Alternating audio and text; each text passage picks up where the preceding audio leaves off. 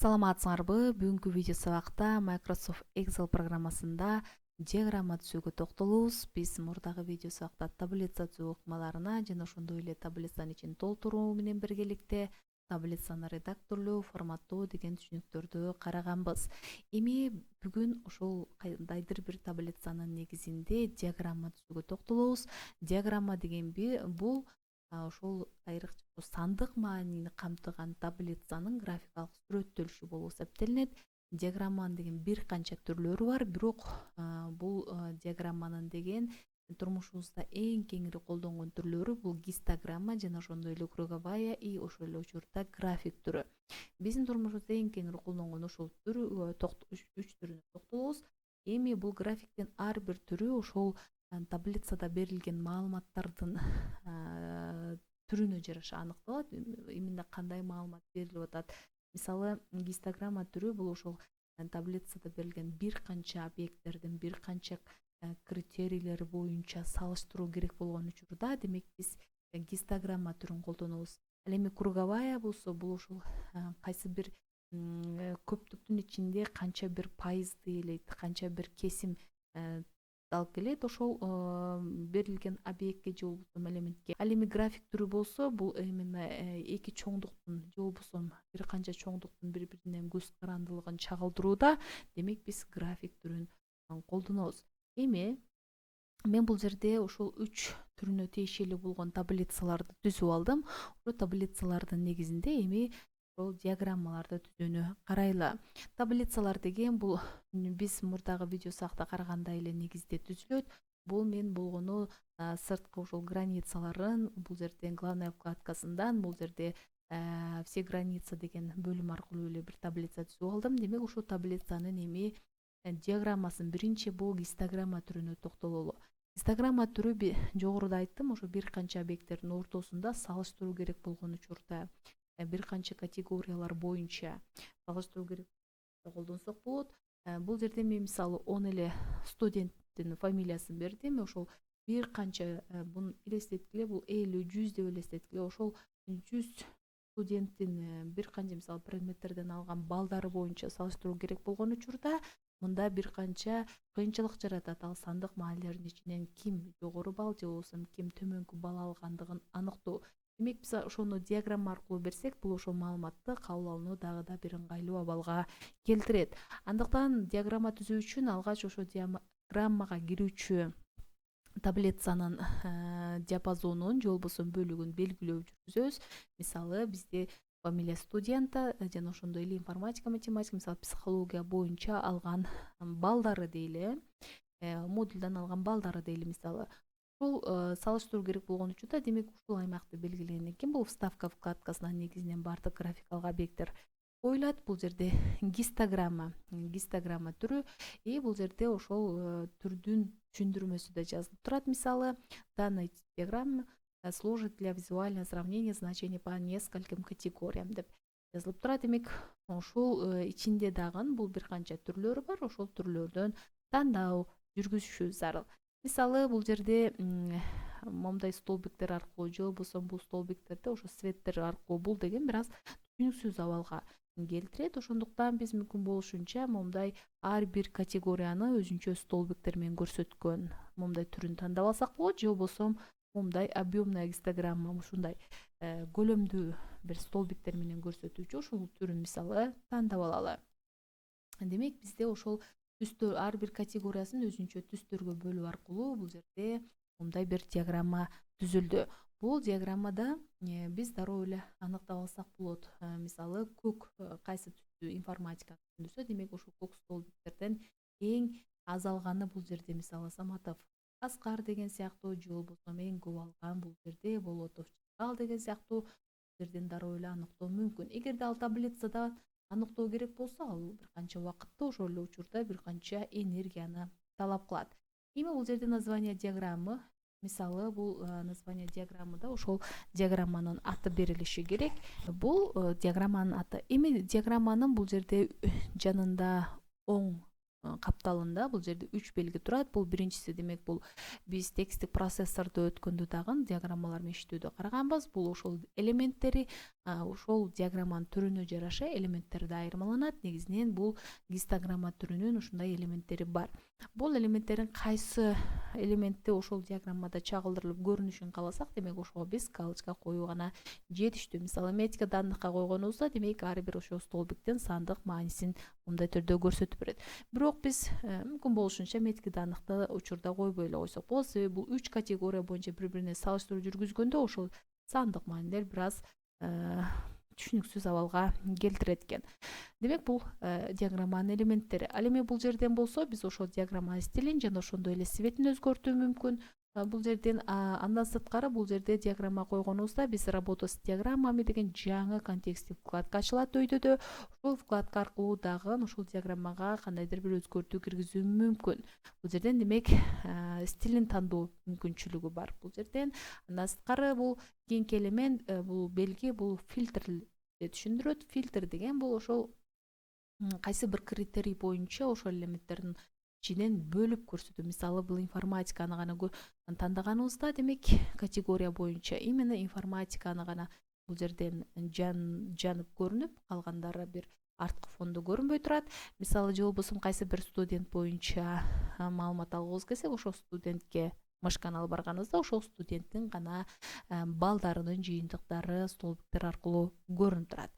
Бул демек фильтрлөө. Андан сырткары бул диаграмманын биз ар бир элементи боюнча, мисалы ар бир ушул диаграмманын ичиндеги могул объекттер боюнча өзүнчө иштөө да мүмкүнчүлүктөрү бар. Бул демек ошол диаграммага формат жана конструктор вкладкалар аркылуу ар түрдүү өзгөртүүлөрдү киргизүү мүмкүн. Бул демек гистограмма түрү. Эми андан кийинкиси демек круговая түрүнө токтололу. Круговая түрүнө дал келүүчү бул жерде момундай бир таблица түздүм. Бул мисалы браузерлер, именно дүйнө жүзүндөгү интернет колдонуучулар мисалы адашпасам бул жерде 4,5 миллиарддан ашык интернет колдонуучулар бар. Интернет колдонуучулар булар бардыгы ошол кайсы бир браузерди колдонушат. Ошол 2020-жылдын декабрына алынган статистикага таянсак, бул мисалы дүйнө жүзүндөгү ошол 4,5 миллиард интернет колдонуучунун 100% алсак, демек ошол 100%тин 63% бул Google Chrome браузерин колдонушат экен. Мисалы Safari 19%, Firefox бул Mozilla Firefox 4%, Samsung интернет мисалы 3%, Microsoft Edge мисалы 3% деген сыяктуу ушундай бир интернет колдонуучулардын кандайдыр бир кесими, мисалы 100% алганда ушул 3% кесими демек Microsoft Edge'ни колдонот.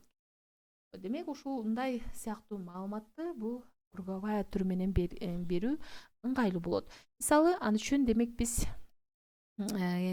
ушул диаграммага кирүүчү областты белгилеп, андан кийин вставкага кирип ошол круговая түрүн тандайбыз. Мисалы бул объемная круговая десек, демек бизде момундай көлөмдүү бир тегерек диаграммасын алабыз. Мында бул мисалы ушул кесимден бул тегеректи жалпы 100% алсак, демек бул кесимдин 65% Google Chrome делейт. Демек Google Chrome'ду көк цвет менен бул жерде ылдыйда кайсы браузер кайсы түс менен белгилегендиги көрүнүп турат.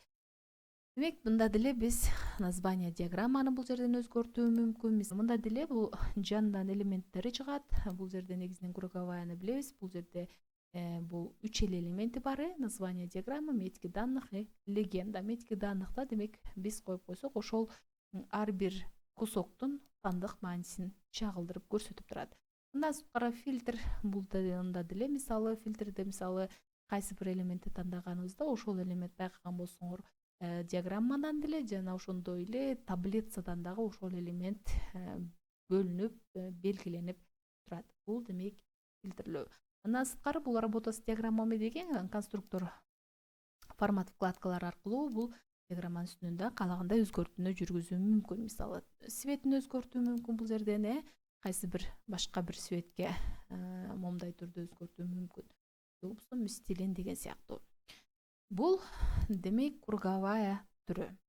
Эми кийинки эң көп колдонулган түрү бул деген график түрү деген бул бир эки же андан ашык ошо чоңдуктардын бири биринен көз карандылыгын чагылдырган маалыматтар болгон учурда демек биз график түрү менен берсек ошону ошол маалыматты мисалы кабыл алуу түшүнүү дагы да ыңгайлуу абалга келет. Мисалы бул время жана ошондой эле температура деп берилип атат. Мисалы убакыттан температура көз каранды бул жерде мисалы 5 саатка алынган ар түрдүү саатка алынган бул жерде температуранын градустары берилди.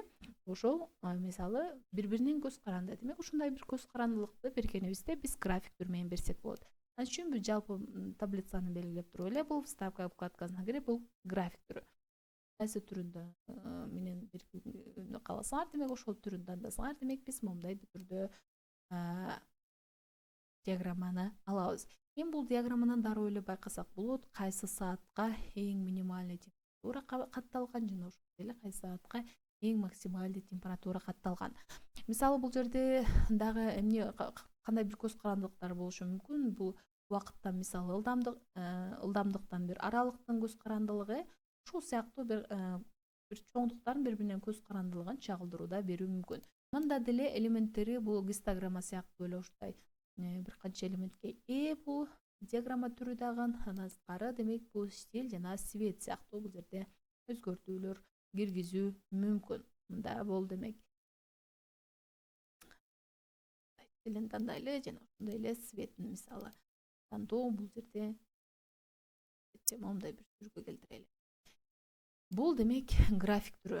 Демек биз каалагандай түрүн мисалы ушундай эле негизде алгач демек ошо таблицадагы маалыматтын кандай маалымат чагылдырылды ошону аныктап алуу маанилүү, себеби ошол маалыматка жараша кандайдыр бир диаграмма түзүлөт. Себеби бир мисалы моундай бир көз карандылыкты чагылдырган бир таблица болсо, аны бир круговая түрү менен берүү ал информацияны дагы да мисалы түшүнүүнү кыйындатат, же болбосо татаал абалга келтирет. Бул демек ошол информациянын түрүнө жараша, таблицада жайгашкан информациянын түрүнө жараша диаграммалардын да түрү аныкталат. Эми андан сырткары бул бир үч эле диаграмма жок. Мындан сырткары бир канча диаграмманын түрлөрү бар, бирок ал түрлөрү негизинен биздин турмушубузда көп колдонулбайт. Бул илимий изилдөөлөрдө жана ошондой эле компьютердик мисалы модель сыяктуу тармактарда бул ошол калган түрлөрү да колдонулат. Бул ошол кайсыл түрү менен чагылдыруу керек болгон учурда бул жерден ошол жогорудагыдай эле алгоритм менен жогорудагыдай эле көрсөтмө менен диаграмма түзүү мүмкүн. Эми бүгүнкү бериле турган маалыматтар ушулар. Берилген маалыматтар түшүнүктүү жана ошондой эле пайдалуу болду деген ишеничтемин. Кийинки сабактардан дагы кабардар болгуңар келсе, анда сөзсүз түрдө каналга катталууну унутпайбыз. Кийинки сабактарда жолугушканча.